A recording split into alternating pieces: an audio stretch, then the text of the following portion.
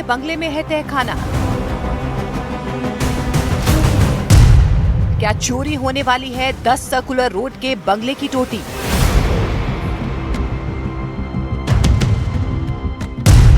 क्या गायब हो जाएगा राबड़ी देवी के बंगले का एसी और पंखा?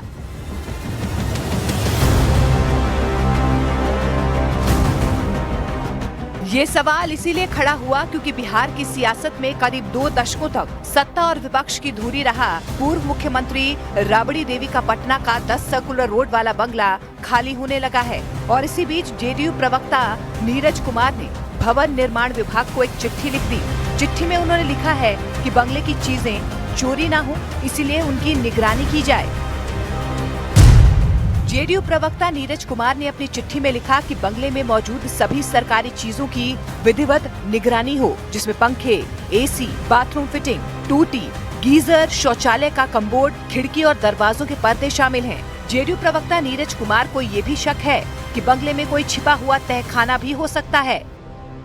वहाँ तहखाना पर अगर संभवतः बना हुआ होगा, जो सामान है वो सरकारी सामान कहीं निजी इस्तेमाल के लिए वह परिवार लेकर वहां से निकल नहीं जाए, इस पर कड़ी निगरानी रखनी चाहिए।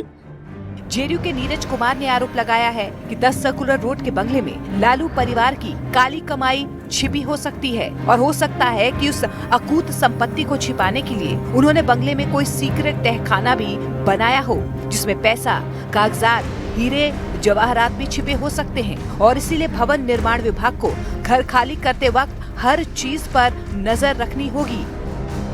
उस घर के अंदर तो तहखाना भी हो सकता है, वहां पर जमीन का डीड, सोना, चांदी, रुपया, अरे सब तो कर्म दुनिया का एको को बचा हुआ है नहीं। तो निश्चित रूप से हमारी आशंका है, इसलिए सरकार सचेत रहे। नीरज कुमार ये आरोप यूं ही नहीं लगा रहे हैं, बल्कि उन्होंने तर्क दिया है कि उन्होंने चिट्ठी तब लिखी जब कुछ दिन पहले रातों रात 10 सर्कुलर रोड वाले बंगले से कुछ चीजें दूसरी जगह शिफ्ट की गई थी। इससे जुड़ी तस्वीरें भी सामने आईं। इन तस्वीरों में दिखा कि रात के अंधेरे में कुछ पिकअप वैन बंगले से निकली, जिनमें गमले और पौधे रखे हुए थे।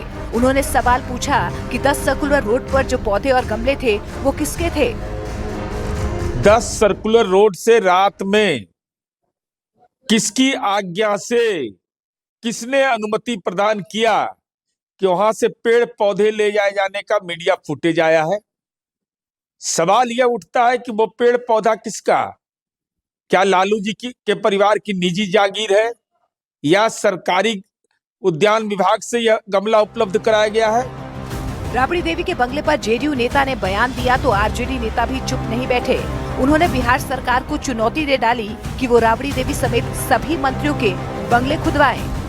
सीधी चुनौती है आदरणीय मुख्यमंत्री जी से, सरकार से, कि वो एक आदेश जारी करें और सारे बंगले का जिन माननीय मंत्रियों को जिनको ये आवंटित हुआ है सबके यहाँ तक खाने खुदवाए जाएं। राबड़ी देवी जी के 10 नंबर बंगले में भी खुदाई हो।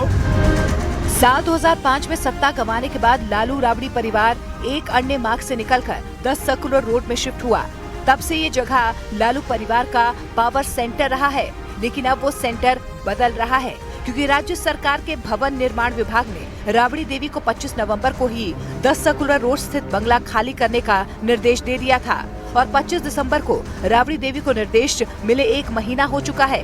सरकारी आदेश के तहत उन्हें होर्डिंग्स रोड स्थित बंगला नंबर 39 में शिफ्ट होने के लिए कहा गया है, क्योंकि भवन निर्माण विभाग ने कहा कि विधान परिषद में विपक्ष के नेता को यही बंगला मिलेगा और इसीलिए रातों रात सामान की शिफ्टिंग शुरू हो गई। लेकिन जेडीयू नेता की चिट्ठी और आशंकाओं ने एक नया बखेड़ा खड़ा कर दिया है और वो बखेड़ा है 10 सर्कुलर रोड के बंगले के सामान का, क्योंकि जेडीयू को शक है कि राबड़ी देवी के बंगले से सामान गायब हो सकता है।